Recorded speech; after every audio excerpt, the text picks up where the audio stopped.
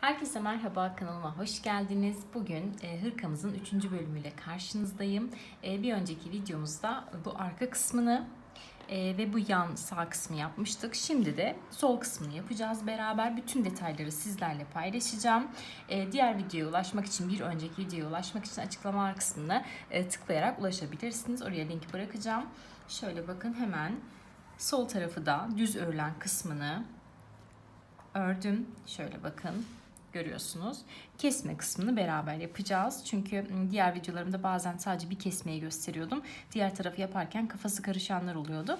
Kafası karışmasın kimsenin, herkes kolaylıkla yapabilsin diye detaylarını göstereceğim. Videoya geçmeden önce kanalıma hala abone değilseniz ücretsiz abone olursanız çok mutlu olurum. Beğenilerinizi ve yorumlarınızı sabırsızlıkla bekliyorum. O zaman hemen videomuza geçelim. Evet, 16 sıra 50 ilmeği başlayıp 16 sıra düz bir şekilde ördükten sonra 16 sıra derken şu sadece V'leri sayıyorum. Şu normal sık iğne sırasını saymıyorum. 16 sıra V yaptıktan sonra artık kesmeye başlayabiliriz. Bu sefer kesmeleri sıra başında yapacağız. Sağ tarafta görüyorsunuz, sıra sonunda yapmıştık. Şimdi hemen kesmelere başlıyoruz. Bakın, en son sık iğneleri yapmışım. Sık iğnelerden şöyle bir tane söküyorum. Bu şekilde ilk kesmemi yapmış olacağım, yani bu kısmı atlayarak. Şöyle 3 zincirle yukarı çıkıyorum.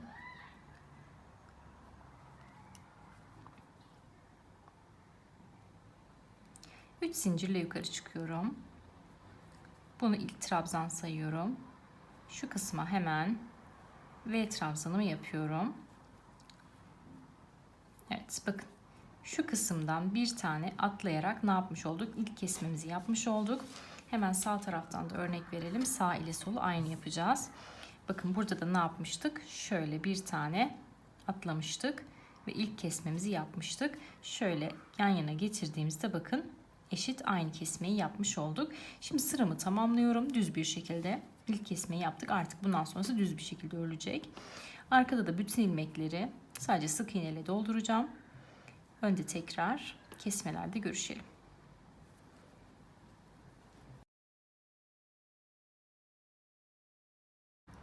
Evet, örgünün arka yüzündeyim. Sık iğne sırasında bakın. Şimdi sık iğneyi sıra sonuna kadar geldim. Bakın, sıra sonunda son kısma sık iğne yapmıyorum. Şu trabzanın üzerine sık iğne yapmıyorum. Bulunduğum noktadan direkt dönüyorum. Bu şekilde kesme yapacağım. Yani şu kısmı doldurmayarak atlıyorum bu kısmı. 4 zincirle yukarı çıkıyorum. Başına doluyorum. Aynı noktaya batıyorum. Ve buraya bir tane ikili trabzan yapıyorum. Ne yapmış oldum? Buraya bir V yapmış oldum. Bakın, bu şekilde 3. kesme sıramızdayız. 1, 2, 3. Yani aslında ikinci kesmeyi yapmış oluyoruz. Şunu da saydığım için ben 3 dedim. Bakın, ne yapmış olduk? Burada da bir kesme yapmış olduk. Şimdi sıramı tamamlıyorum. Arkada da bütün ilmeklerimi sık iğnelerle dolduruyorum. Yine sıra başında kesmemize devam edeceğiz.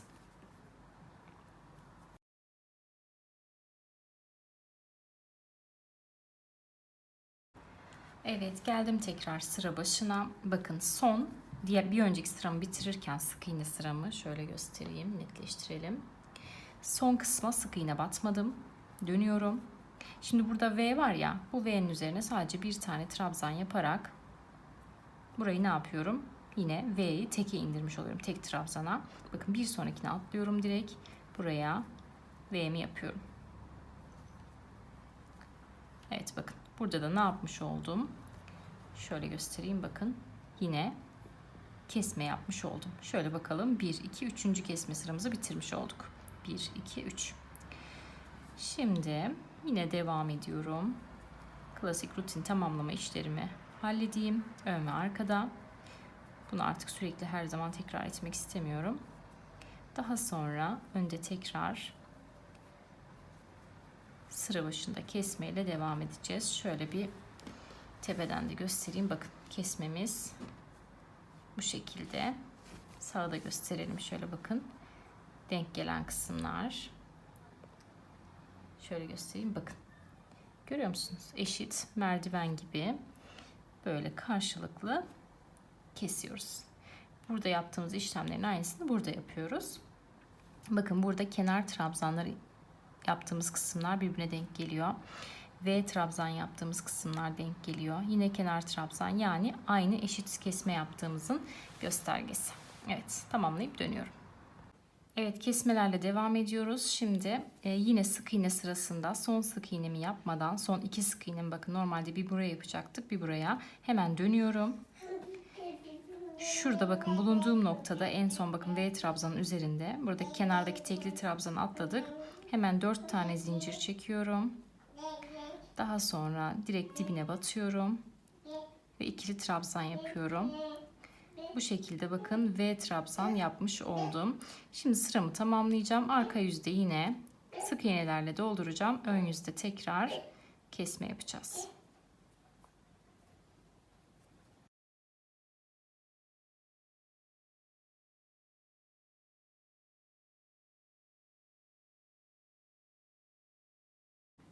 Evet, tekrar geldim sıra sonuna. Bakın V trabzanın tepesindeyim şu an. Yine son sık iğneyi yapmıyorum. Bulunduğum noktadan direkt dönüyorum. Sıra başına geçiyorum. Şimdi 3 tane zincirle yukarı çıktım. Buraya şu tekli trabzandan yapmış olduk. Başına doladım. Bakın bir sonraki kısma geçiyorum. Ve V trabzanlarımı yapmaya başlıyorum. Yani kesmemizi burada bu şekilde yaptık. Normalde alt sırada bakın V trabzan şeklinde vardı. Bunu ne yaptık? Tekli trabzana düşürmüş olduk. Şimdi kalan sıramı yine aynı şekilde tamamlayıp arkada da sık iğnelerle doldurup yine sıra başında görüşelim.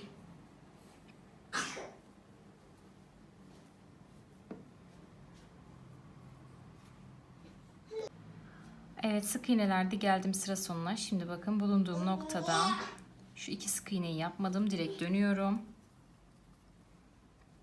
2, 3, 4 tane zincir çekiyorum ve direkt dibine batıp yine V trabzanımı yapıyorum. Zaten birinde V trabzan yapıyoruz bir sırada, diğerinde böyle tekli trabzan, V trabzan, tekli trabzan, bu şekilde kesmelerimizi yapıyoruz. Şimdi sıramı normal tamamlıyorum. Arkada da yine sık iğnelerle arka sırayı tamamlıyorum. Daha sonra yine sıra başında kesme yapacağız.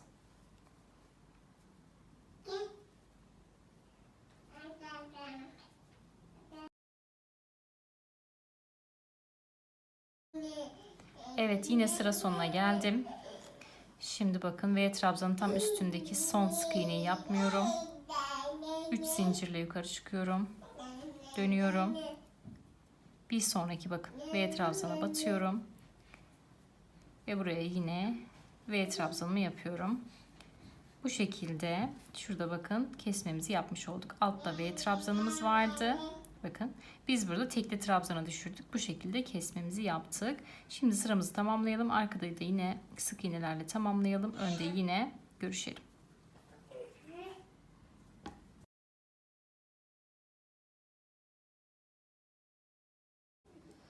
Evet, tekrar geldim sıra başına bakın. Sık iğne sırasının sonundayım. Evet, sıranın başına geldim. En son bakın burada tekli trabzan yapmışım. Bulunduğum noktadan hemen 4 tane zincir çekiyorum. Ve buraya hemen V trabzanımı yapıyorum.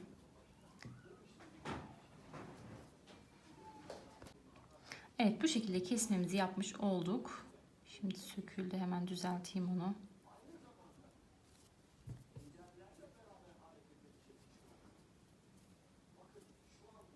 Evet, bu şekilde kesmemizi yapmış olduk. Şöyle sayalım bakalım kaçıncı sıradayız. 1, 2, 3, 4, 5, 6, 7, 8. 8 sıra kesme yapmışım. Kesmeyi ne kadar yapıyorduk? Diğer taraftan hatırlarsak eğer şöyle 2, 4, 6, 8, 10. Şurada 10 tane V trabzan kalıncaya kadar kesmemizi yapacaktık. Bakın sadece burada şu an 2 tane V trabzan yeri kaldı. Şimdi diğeriyle bir karşılaştıralım.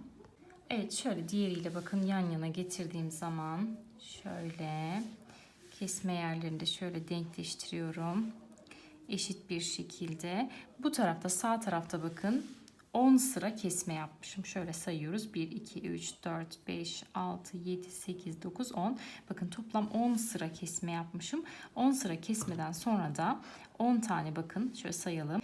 2, 4, 6, 8, 10 tane V trabzanım kalmış. 10 tane V trabzanında 1, 2, 3, 4, 5 sıra, toplam 5 sıra, şöyle 1, 2, 3, 4, 5 sıra düz bir şekilde örüp daha sonra kapattık ilmekleri.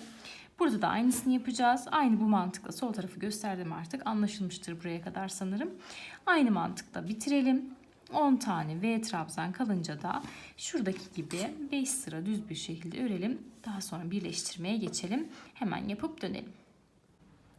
Evet, şimdi sol tarafı da tamamladım. Sağ tarafla eşit uzunlukta ördüm. Şöyle bir genel görünümüne bakalım. Üst üste koydum yanları. Yerleştirdim yerine. Bu şekilde bir görünümümüz oldu. Şimdi omuzlardan artık dikmeye başlayacağız. Omuzlardan dikeceğiz. Yan kısımlardan kol için yer ayıracağız. Daha sonra alt kısımları dikeceğiz. Son olarak da tabii ki kollarımızı yapacağız. Kolları bu sefer direkt vücuttan çıkaracağız. Yani bu kol yerinden çıkaracağız. O şekilde öreceğiz. Bu şekilde tercih ettim bu sefer. Şöyle bakın, omuz kısımlarından dikmeye başlayalım. Hemen bulunduğum noktada biraz zaten ip bırakmıştım keserken. Omuz kısımlarından şöyle, zaten eşit miktardaydı. 10 tane V trabzan buradaydı, 10 tane buradaydı. Eşit biçimde karşılıklı dikeceğiz. Evet, örgünün ön yüzündeyim. Hemen şöyle karşıya geçiyorum. Şöyle bakın, kapatma ilmeklerinden karşılıklı girerek dikiyorum. Bakın bu şekilde.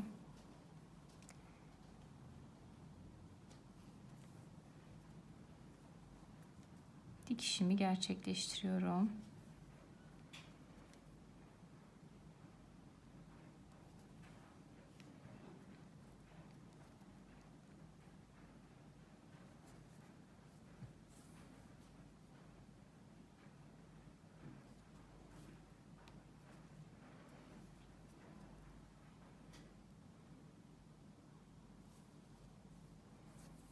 Evet. Omuz kısımları bu şekilde olacak. Şöyle arkadan da bakalım. Aynı. İç ve dış aynı görünüme sahip.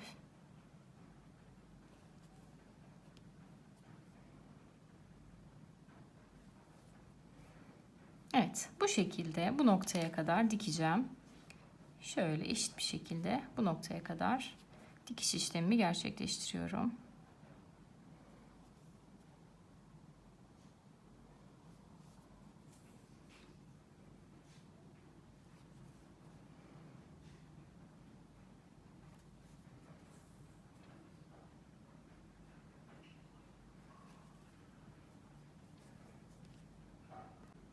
Evet, sağ tarafı bu şekilde diktim. Şöyle görünümümüz bu şekilde. Şimdi sol tarafı da aynı mantıkla dikelim. Burada yaptığımız işlemin aynısını yapalım. İlmekleri karşılıklı getirip dikelim. Evet, üstleri bakın bu şekilde diktim. Şöyle göstereyim. Üstleri diktikten sonra şimdi geliyoruz yanların dikimine. Yanları da şöyle yelek gibi diktim. Şöyle göstereyim bakın. Kol için böyle belli bir mesafe bıraktım. Kalan kısmını bu şekilde şöyle bakın alttan başladım. Koltuk altına doğru diktim belli bir mesafede. Daha sonra üzerine giydim. Şöyle kol esnekliğine bana uygun olduğu noktada bıraktım. Yani bunu kendi kolunuza göre ayarlayabilirsiniz ama S bedenler benim yaptığımla aynı ölçüde yapabilir. Şimdi diğer tarafı da aynı şekilde dikelim. Hemen göstereyim nasıl diktim, nasıl birleştirdim. Daha sonra kol için ne kadar mesafe bıraktım onu paylaşacağım. Şöyle bakın. İpimi geçirdikten sonra aynı omuzda yaptığım gibi karşılıklı dikmeye başlıyorum.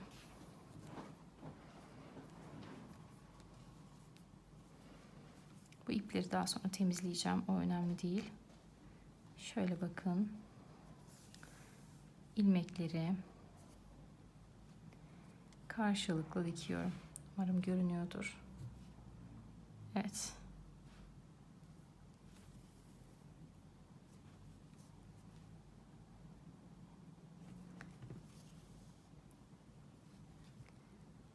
Bakın.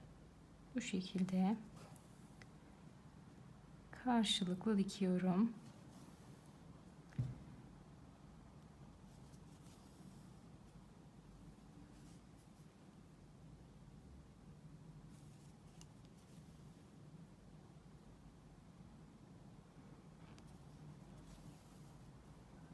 Evet, bakın. Bu şekilde koltuk altı mesafesine kadar, yani koltuk altından kol çıkaracağımız mesafeye kadar dikeceğiz. Kol için gerekli mesafeyi bırakacağız.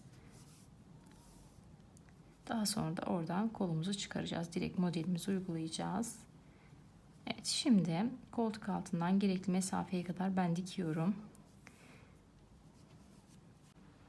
Evet, şimdi sol tarafı da tamamladım. Sağ tarafla eşit uzunlukta ördüm.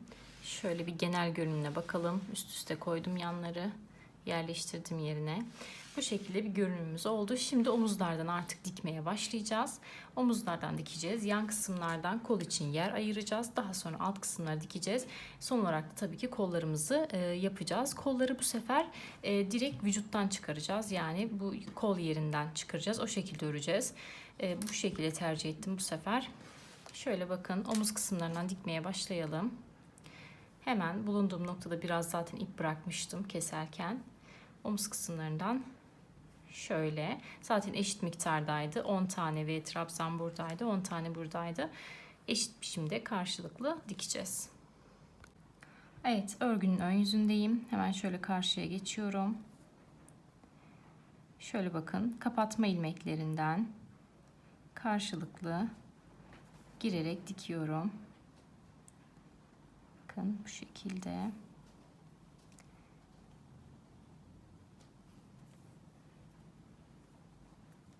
Dikişimi gerçekleştiriyorum.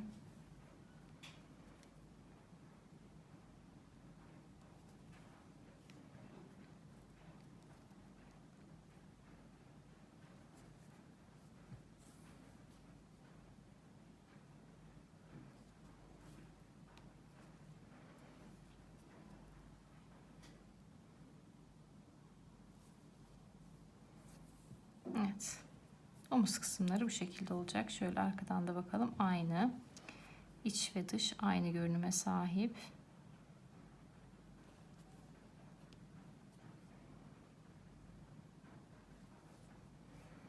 Evet, bu şekilde bu noktaya kadar dikeceğim.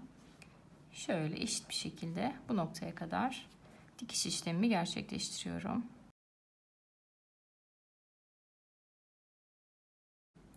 Evet, sağ tarafı bu şekilde diktim.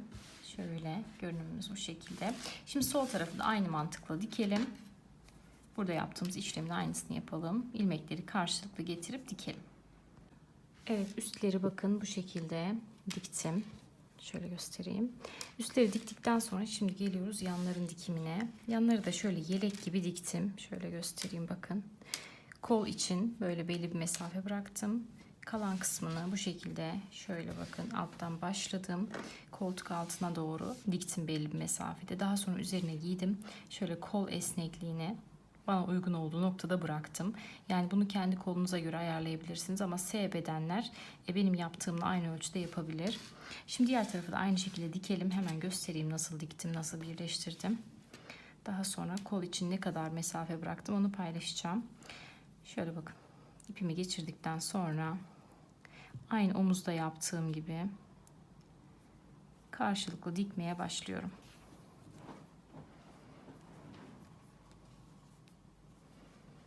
Bu ipleri daha sonra temizleyeceğim. O önemli değil.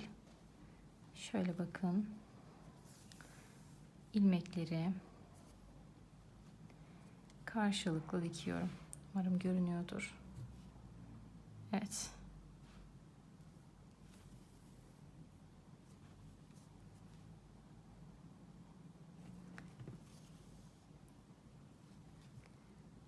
Bakın.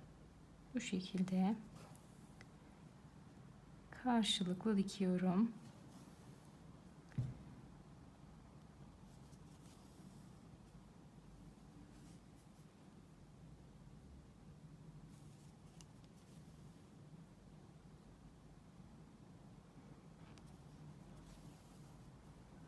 Evet, bakın.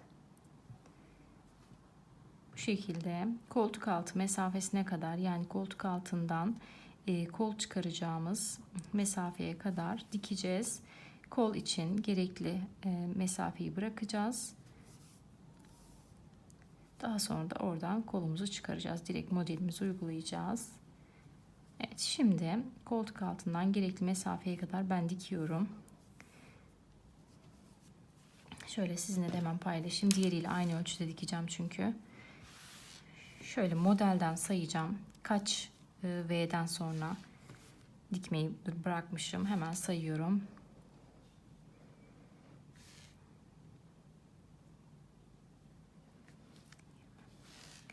Evet, şöyle bakın, 19 sıra V mesafesi kadar dikmişim. Daha sonra dikmeyi bırakmışım. Burada da aynı şekilde 19 sıra V gelecek şekilde dikelim. Daha sonra kol için nasıl ilmek çıkaracağız göstereceğim.